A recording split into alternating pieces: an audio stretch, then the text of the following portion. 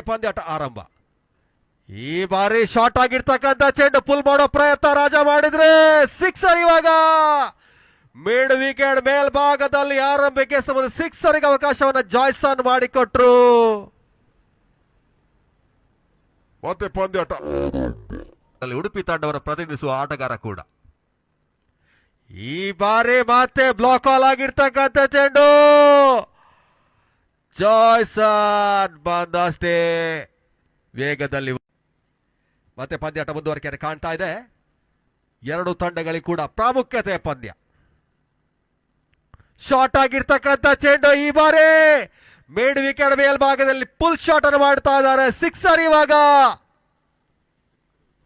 ಆರಂಭಿಕ ಪಂದ್ಯದಲ್ಲಿ ಕೂಡ ರಾಜ ಪ್ರಥಮ ಸ್ತಂಭದ ಸಿಕ್ಸರ್ ಅನ್ನು ದಾಖಲಿಸಿಕೊಂಡಿದ್ರು.